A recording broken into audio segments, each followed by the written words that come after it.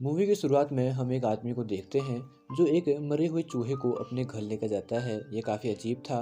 उसके बाद हम एक लड़की आर्या को देखते हैं जो अपने एक फ्रेंड के साथ कॉलेज से निकल रही थी, पर तभी उसके डैड अथर्व वहाँ उसे पिक करने के लिए आ जाते हैं। आर्या रास्ते में अपने डैड से कॉलेज फ्रेंड के साथ पिकनिक जाने की परमिशन मांगती है, पर उसके डैड उसे साफ साफ मना कर देते हैं।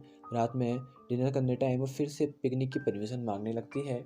इस बार उसे परमिशन तो मिल जाती है, पर कुछ टर्म एंड कंडीशन के साथ है, जैसे कि आर्या को टाइम टाइम पर अपनी लाइव लोकेशन सेंड करनी होगी। अगले सीन में हम देखते हैं कि आर्या और उसका पूरा परिवार, जिसमें उसके डैड अथर्व, उसकी मॉम बीना और एक छोटा भाई अंश, एक कार में बैठकर अपने फार्म हाउस जा रहे थे क्योंकि आज हॉलीडे था। फार्म हाउस काफ़ी दूर था, इसलिए वो बीच में एक होटल में खाना खाने के लिए रुकते हैं। यहाँ आर्या अपना खाना खाने से मना कर देती है क्योंकि खाना बहुत ऑयली था। यहाँ आर्या अपना खाना खाने से मना करती थी क्योंकि खाने में बहुत ज़्यादा तेल था और आर्या को ऑयली खाना पसंद नहीं था। अब क्योंकि बीना यानी कि आर्या की मॉम को चाय पीनी थी, इसलिए अथर्व काउंटर से चाय लेने के लिए जाता है, पर उसके पास खुले पैसे नहीं थे और शॉपकीपर उसे खुले पैसे मांग रहा था। तभी पास में ही बैठा हुआ एक आदमी जिसका नाम प्रताप था, वो अथर्व को खुले पैसे देकर उसकी मदद कर देता है। उसके बाद अथर्व अपने टेबल पर वापस आकर बैठ जाता है और अपनी फैमिली के साथ एंजॉय करने लगता है। पर तभी वहाँ प्रताप आ जाता है, जिसे अथर्व उनके साथ बैठकर खाने खाने के लिए कहता है क्योंकि उसने कुछ देर पहले ही उसकी मदद की थी। वह हंसी मजाक करते हुए आर्या से बात करता है और उससे कहता है कि आर्या, तुम अपना खाना क्यों नहीं खा रही हो। तब आर्या ज़्यादा तेल वाली बात बताती है, जिस पर वह उसे एक शुगर यानी कि चीनी का दाना देता है और कहता है, या तो तुम अपना पराठा खा लो या फिर चीनी के इस दाने को। तब आर्या उस चीनी के दाने को खा लेती है। उसके बाद प्रताप उसे अपना खाना खाने के लिए कहता है। ये काफ़ी अजीब था, जो आर्या खाने में तेल की वजह से खाना का एक बाइट यानी कि एक टुकड़ा भी नहीं ले रही थी, अब वह अपना पूरा खाना ख़त्म कर देती है। इस पर कोई ख़ास ध्यान नहीं देता। अब वो अपना खाना ख़त्म करके अपने फार्म हाउस के लिए निकल जाते हैं। फार्म हाउस पहुंचने के बाद सभी लोग एंजॉय करने लगते हैं। तभी बीना उसी आदमी को अपने फार्म हाउस के नीचे देखती है। उसे ये काफ़ी अजीब लगता है, तो ये बात वो अपने पति अथर्व को बताती है। अथर्व उससे बात करने के लिए जाता है, तो वह उसे बताता है कि उसकी कार ख़राब हो गई है और उसका फ़ोन भी काम नहीं कर रहा। उसे बस एक फ़ोन चाहिए था जिससे कि वो अपनी बेटी को कॉल कर सके। ये सब सुनकर अथर्व उसे घर के अंदर बैठने के लिए बोलता है और ऊपर चेंज करने के लिए चले जाता है। कुछ ही देर बाद वहाँ आर्या भी आ जाती है और प्रताप से बातें करने लगती है। यहाँ जब प्रताप उससे कुछ ऐसी बातें पूछता है जो किसी के लिए भी बताना मुश्किल होता है, पर आर्या अपनी फैमिली की प्राइवेट बातों से लेकर अपने बॉयफ्रेंड के बारे में भी बताती है। बाहर उसका भाई अंश खेल रहा होता है, जिसकी वो आवाज़ों से वो परेशान हो जाती है और प्रताप के कहने पर उसे ज़ोरदार थप्पड़ भी लगाती है, जिसका उसे दुख भी होता है, पर वह समझ नहीं पा रही थी कि वो प्रताप की बातों में क्यों आ रही है।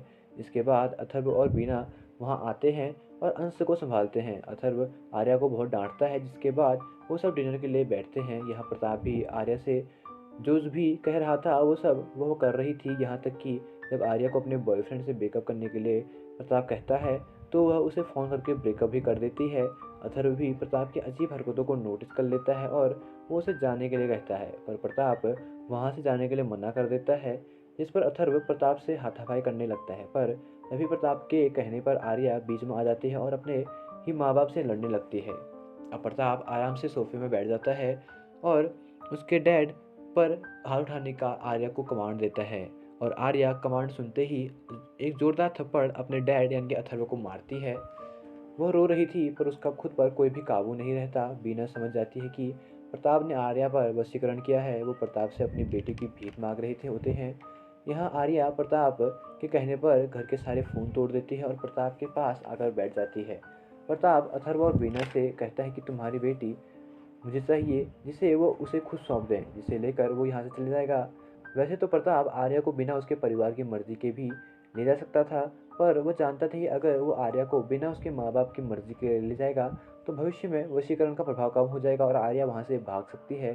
अथर्व और बीना उससे बार बार आर्या को छोड़ देने के लिए बोलते हैं, पर वह उन पर हंसते हुए कहता है कि इस तरह लोगों का रोना उसे बहुत पसंद है। उतने में ही अंश से नीचे आ जाता है। यहाँ हम आर्या को देखते हैं जो अपने जाने की बात सुनकर रोने लगती है, पर प्रताप उसे हंसने का कमांड देता है। अथर्व अब अपना काबू खो देता है और प्रताप पर जानलेवा हमला करता है। पर आर्या प्रताप के कमांड पर अपने ही भाई का सर दीवार पर पटक देती है। अथर्व प्रताप को छोड़ देता है और अंश को लेकर उसके रूम में आता है, जहाँ उन्हें अंश का मोबाइल मिलता है। वो उसे चार्जिंग में लगा देते हैं क्योंकि वो स्विच ऑफ था।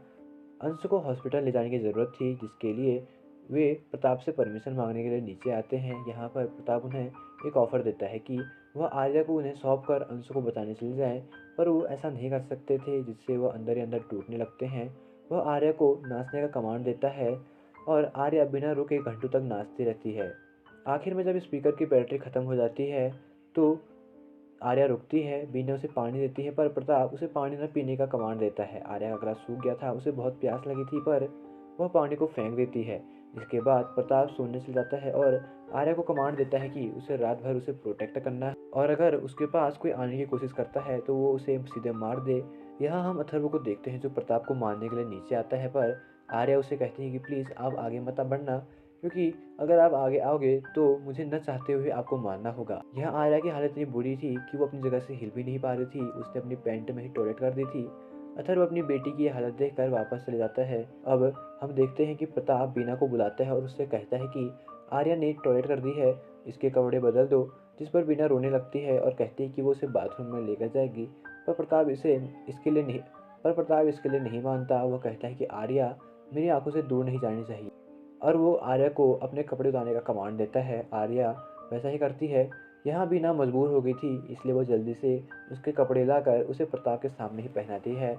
अब प्रताप आर्या को अंश को मारने का कमांड देते हैं।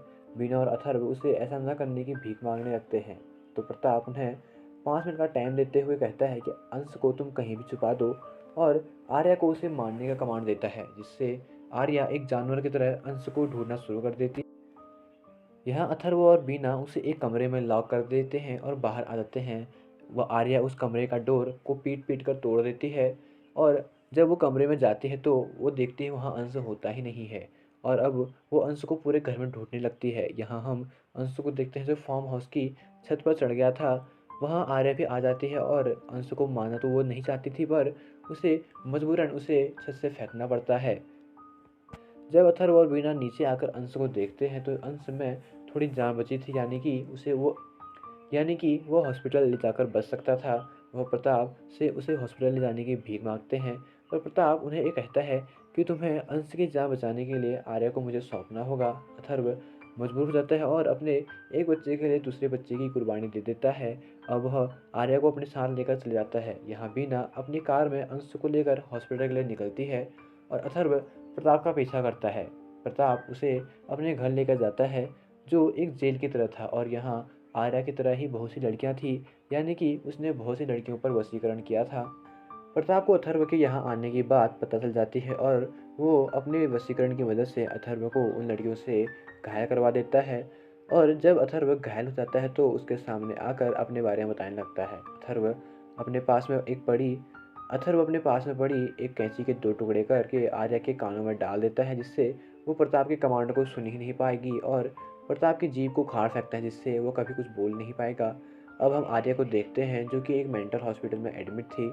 भले ही उसे कोई कमांड न दिया जा रहा हो, पर उससे वशीकरण नहीं टूटता और अब वो नहीं बोल सकती थी और नहीं सुन सकती थी। वो एक जिंदा लाश की तरह हॉस्पिटल में एडमिट थी। मूवी की शुरुआत में हमने जिसे देखा था वो कोई और ही नहीं अथर्व था। प्रताप की वजह से उसकी बेटी हॉस्पिटल में लाश की तरह पड़ी थी और जब बीना अंशु को लेकर हॉस्पिटल जा रही थी तो उनका बीच रास्ते में एक्सीडेंट हो जाता है, जिस वजह से अथर्व का अब इस दुनिया में कोई नहीं था और वह प्रताप को कैद करके हर रोज़ उसकी की सजा देता था। और इसी के साथ ही मूवी यहाँ पर एंड हो जाती है। हम मिलेंगे आपसे नेक्स्ट वीडियो में, तब तक के लिए बाय बाय। और अगर वीडियो में कहीं पर भी कुछ मिस्टेक हुई हो तो हम इसके लिए माफ़ी मांगते हैं। आगे से ऐसी मिस्टेक आपको देखने को नहीं मिलेंगी। Thanks for watching.